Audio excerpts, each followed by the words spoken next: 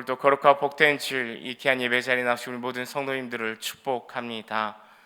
우리에게 날마다 말씀하시고 특별히 우리와 함께 하시는 주님의 그 크신 은혜와 사랑을 온전히 누리는 우리의 복된 삶이 되기를 소망합니다. 사도 바울은 원래 예수를 그리스도라고 믿는 그리스도인들을 잡아들이는데 위협과 살기가 가득했던 인물입니다. 기독교를 완전히 무너뜨리고자 앞장섰던 인물이 바로 바울입니다. 오늘 본문 갈라디아서 1장 13절 말씀에서 바울 자신도 스스로 고백하기를 내가 전에 유대교에 있을 적에 한 행위가 어떠하였는가를 여러분이 이미 들은 줄 압니다. 나는 하나님의 교회를 몹시 박해하였고 또 아주 없애버리려고 하였습니다 라고 바울 스스로도 내가 교회를 박해하였노라라고 고백합니다. 또 예수님께서도 바울을 처음 만나셨을 때, 처음 부르실 때 말씀하시죠. 사울아 사울아 내가 어찌하여 나를 박해하느냐. 예수님의 이 말씀을 들을 때에도 바울은 무지한 사람들을 잡아들이고자 그리스도인들을 체포하여 옥에 가두고자 가던 길이었습니다. 이처럼 바울은 기독교를 완전히 무너뜨리고자 예수를 그리스도라고 믿는 사람들, 그리스도인들을 박해하며 위협과 살기가 등등했던 인물입니다. 또한 바울은 종교적 행위에도 열심이었습니다. 오늘 보면 14절 말씀에 바울 스스로 고백합니다. 나는 내 동족 가운데서 나와 비슷한 나이의 많은 사람보다 유대교에서 앞서 있었으며 내 조상들의 전통을 지키는 일에도 훨씬 더 열성이었습니다. 이처럼 바울은 오랜 세월 유대교의 관습과 전통대로 살려고 그 어느 누구보다도 열심이었습니다. 바울은 종교적 행위에 그 어느 누구보다도 열심이었고 자기 스스로도 그것을 자랑할 그런 정도였습니다. 그런데 그런 바울을 하나님께서, 부활하신 주님께서 만나 주셨습니다. 하나님을 박해하고 그리스도인들을 죽이고 체포하며 옥에 가두었던 사람 바울을 하나님께서 만나 주시고 부르신 것입니다. 사도 바울은 자신에게 찾아오신 예수님, 이 복음에 대해서 오늘 보면 11절과 12절 말씀에서 이렇게 말합니다. 형제들아 내가 너희에게 알게 하노니 내가 전한 복음은 사람의 뜻을 따라 된 것이 아니요 이는 내가 사람에게서 받은 것도 아니고 배운 것도 아니요 오직 예수 그리스도의 계시로 말미암은 것이다. 아멘. 사도 바울에게 찾아온 복음은 사람이 만들어낸 것이 아닙니다. 또한 어떤 신비하고 어떤 비밀스러운 일도 아닙니다. 이에 대해서 블라이트라는 신학자는 오늘 본문 갈라디아서 1장 11절과 12절 말씀을 다음과 같이 의역합니다. 나의 복음은 순전히 인간적 차원의 존재에 속하지 않는다. 복음 메시지는 인간의 채널을 통해 나에게 온 것이 아니며 어떤 사람을 통해 나에게 매개된 것도 아니다. 나의 복음 설교는 인간의 동기와 야망에 의해 인도되지 않았다. 바울은 자격이 없습니다. 하나님의 교회를 박해하고 그리스도인들을 체포하며 옥에 가두는 등 복음을 받아들이기에 부활하신 주님께서, 예수님께서 그에게 찾아가시기에, 그를 부르시기에, 만나시기에 전혀 자격이 없어 보입니다. 그런데 그럼에도 불구하고 예수님께서는 바울을 찾으셨고 바울을 부르셨습니다. 이에 대해 팀 켈러 목사님은 복음의 은혜가 필요 없을 만큼 착한 사람도 없으며 복음의 은혜를 받아들일 수 없을 만큼 악한 사람도 없다. 바울은 아주 종교적이었으나 은혜가 필요했고 치명적 흠이 있었으나 복음의 반경에 포함되었다. 이처럼 복음의 은혜가 필요 없는 사람은 단 한 사람도 없습니다. 그리고 그 어느 누구라도 복음의 반경에 포함될 수 있는 것입니다.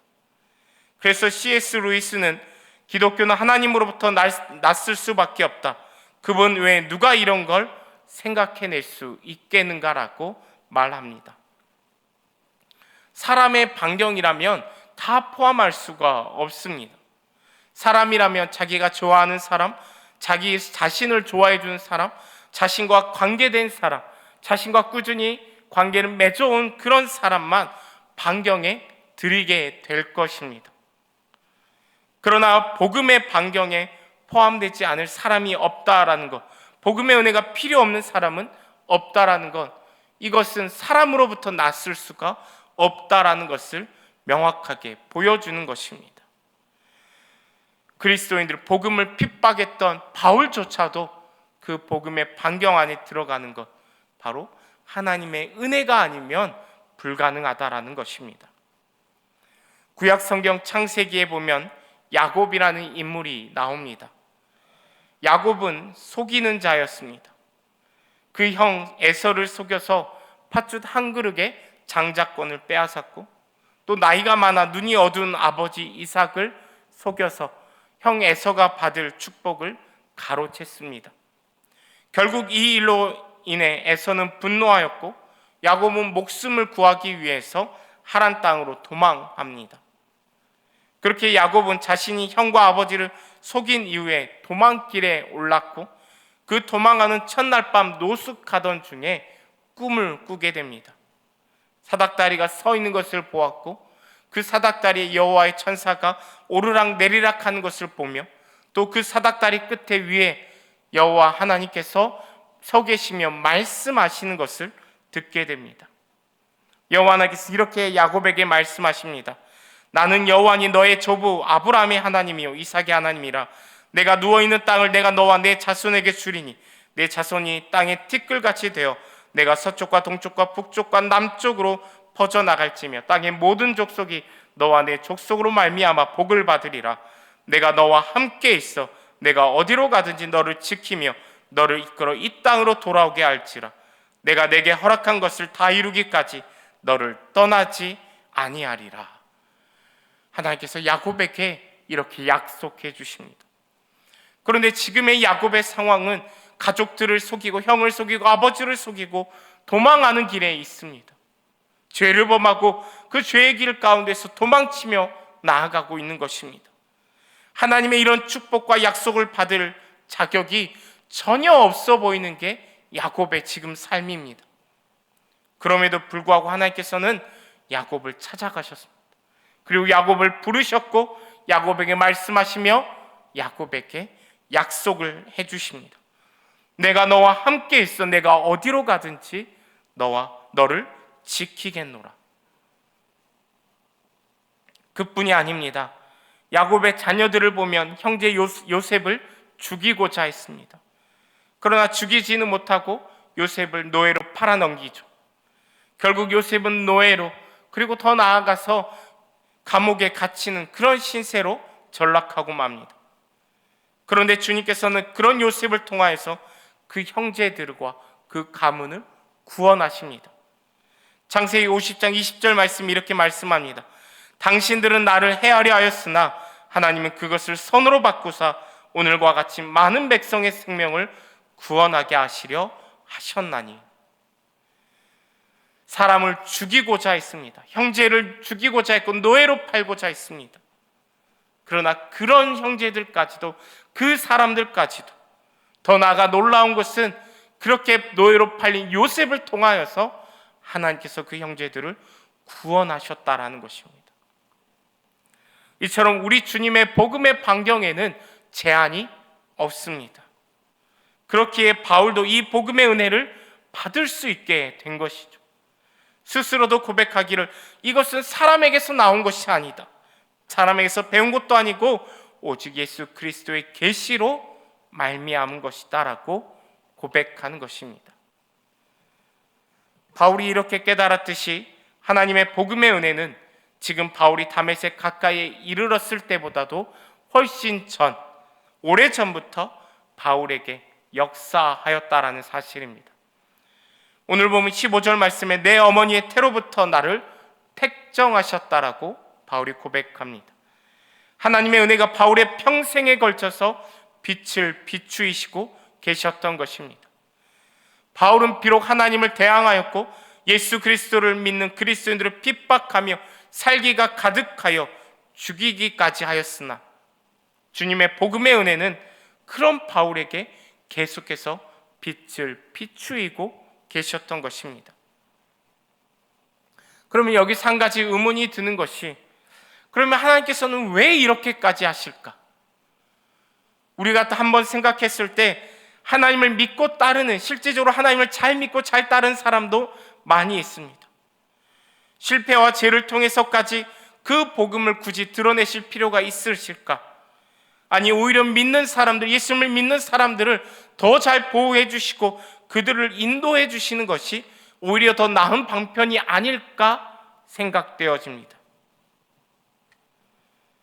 하나님께서는 교회를 박해하던 교만한 바울을 택하시고 준비시키시며 그를 부르셨습니다. 왜 하나님이 이렇게까지 하실까? 이것은 바울이 온전히 하나님의 마음에 쏙 들어서도 아니며 하나님께서 내가 예전에 택했기 때문에 어쩔 수 없이 지금 그를 변화시키시는 것도 아닙니다.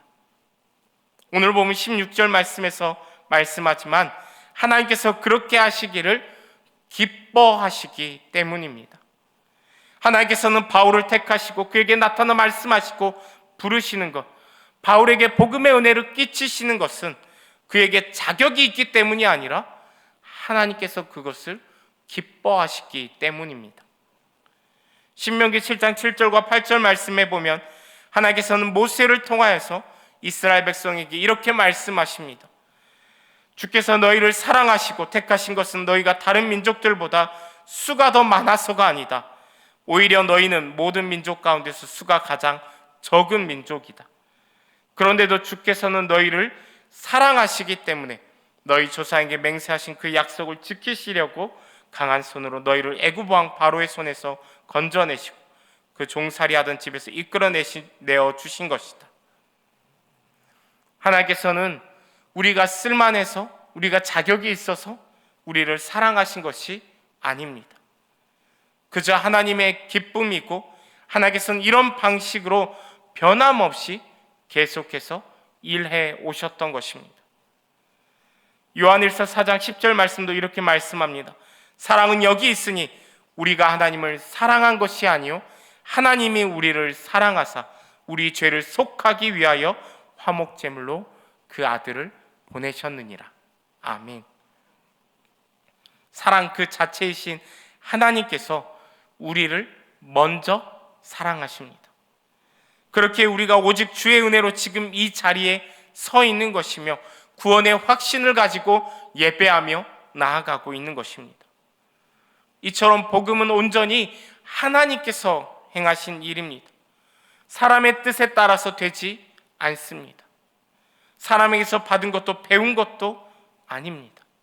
오직 예수 그리스도께서 나타나심으로 받은 것이 복음이고 하나님께서는 이 일을 기뻐하십니다. 하나님께서 우리를 은혜로 불러주시고 하나님으로 말미암아 우리가 복음의 반경에 들어가게 되었다라면 그 복음을 받은 사람에게서는 반드시 변화가 나타나게 되는 것입니다. 사도 바울 또한 이전과 완전 다른 삶을 살아갑니다.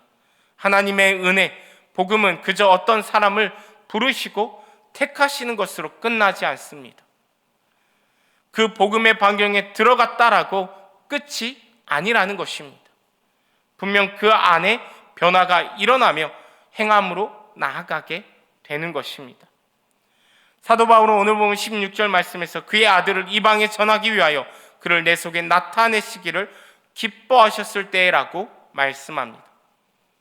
주님께서 사도 바울 가운데 예수 그리스도를 나타내신 것은 바울을 복음을 이방 가운데 전하게 하시기 위함입니다. 이처럼 복음을 받은 사람을 복음을 전하는 사람으로 변화가 일어나게 되는 것입니다. 요한복음 4장에 보면 예수님께서는 의도를 가지고 사마리아 땅으로 가셨습니다.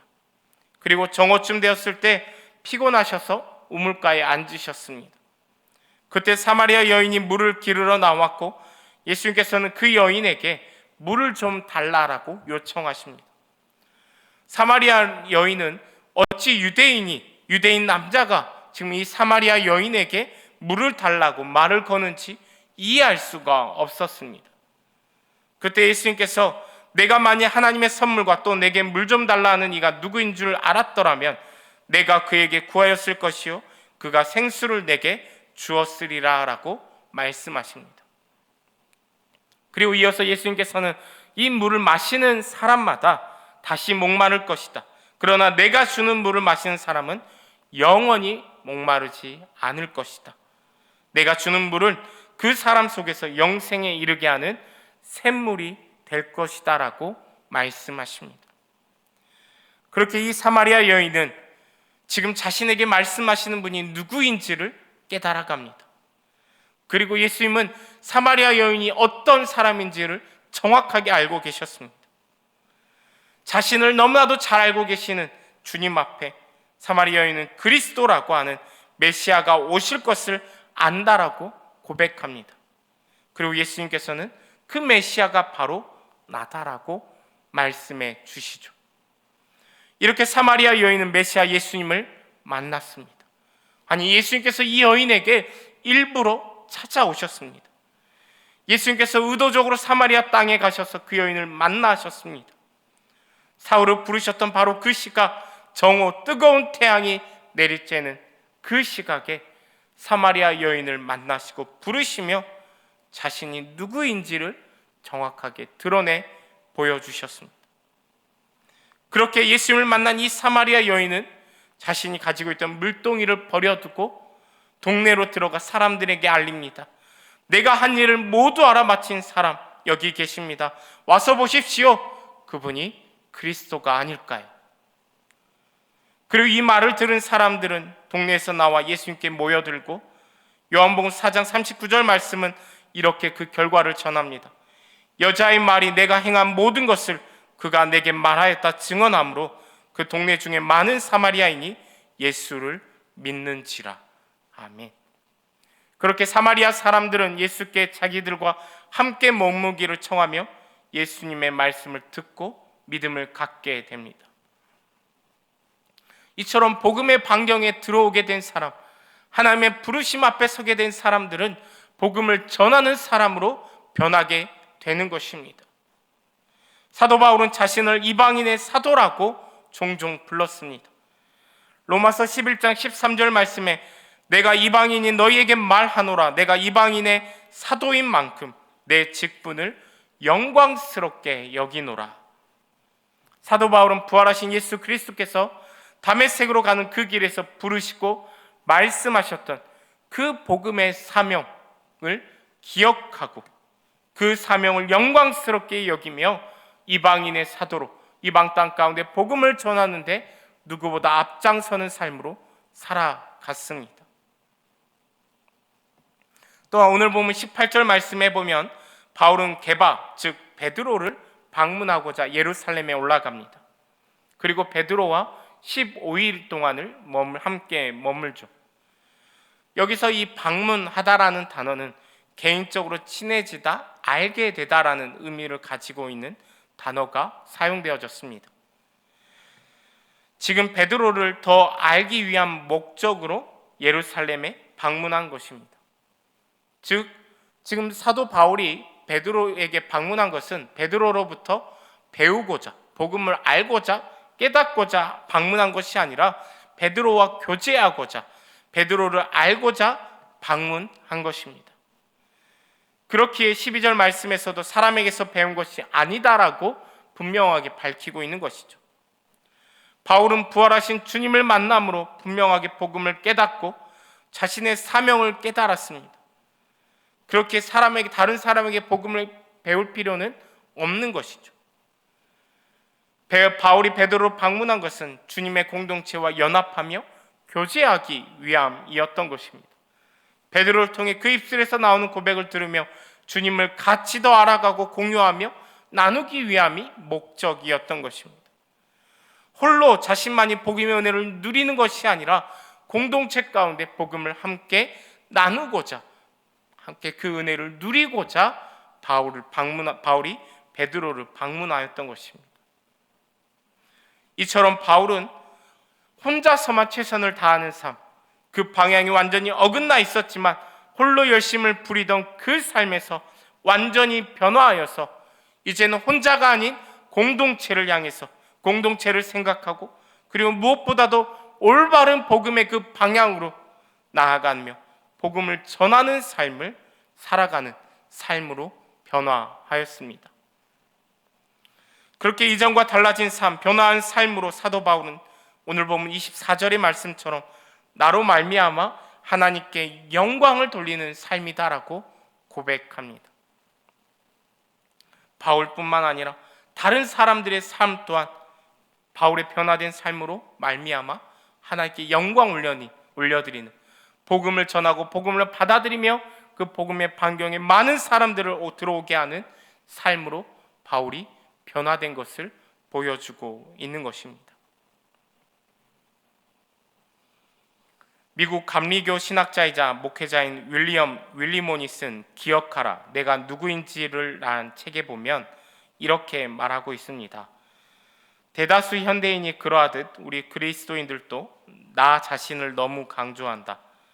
내 안에서 솟아나는 의심, 나의 분투, 내가 저지른 악행, 내가 가진 질문, 내가 가진 포부를 강조한다. 우리를 창조하신 창조주 주님에 대해서는 별 관심이 없다. 주일 예배 때조차 우리는 쉬지 않고 우리 인간의 죄, 우리의 문제, 우리의 질문, 우리의 느낌에 관해 쉼없이 이야기한다. 우리는 그리스도교 신앙을 일종의 성취로 목표로 신실함을 달성하는 일로 말한다. 자기 개발이 중요한 세상, 성취를 지향하는 사회 속에서 살아가는 우리에게 이것은 꽤 합당한 이야기처럼 들린다. 하지만 복음, 기쁜 소식은 우리가 그분과 잘 지내려 애쓸 필요가 없는 복된 소식이다. 복음은 우리가 주님과 이미 화목하게 되었다라고 이야기한다.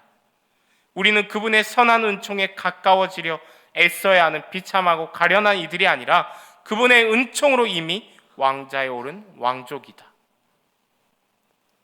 그렇습니다. 우리는 나 자신에게 집중할 때가 많이 있습니다. 그래서 내가 뭔가를 더 해야 한다라고 여기고 그래야만 하나님과 더 잘 지내는 것이다라고 생각하고 그래야지만 하나님 나라를 우리가 이루어갈 수 있고 천국에 갈 수 있다라고 착각합니다. 그러나 이것은 복음이 아니라고 분명하게 말씀합니다. 복음은 하나님으로부터 말미암은 것입니다. 우리가 그분의 은혜 가운데 다다르려 애써야 하는 것이 아니라 하나님께서 우리에게 그 복음의 반경에 들어올 수 있도록 찾아와 주시고 만나 주시고 우리를 부르셨다라는 것입니다. 우리는 주님의 그 복음의 반경에 이미 들어가 있는 것입니다. 그렇게 우리가 나 자신에 집중해서 내가 뭔가 더 해야 된다, 내가 더 뭔가를 이루어야 된다, 저 목표를 삼아서 우리가 뭔가 더 해야 한다, 그래야만 된다라는 것이 아니라 하나님 안에서 하나님과 이미 들어가 있는 삶의 자리에서 하나님과 교제하는 삶을 살아가야 하는 것입니다. 그리고 그 교제하는 삶은 하나님의 그 부르심에 반응하는 삶이지 않을까 오늘 말씀을 통해 깨닫는 것입니다.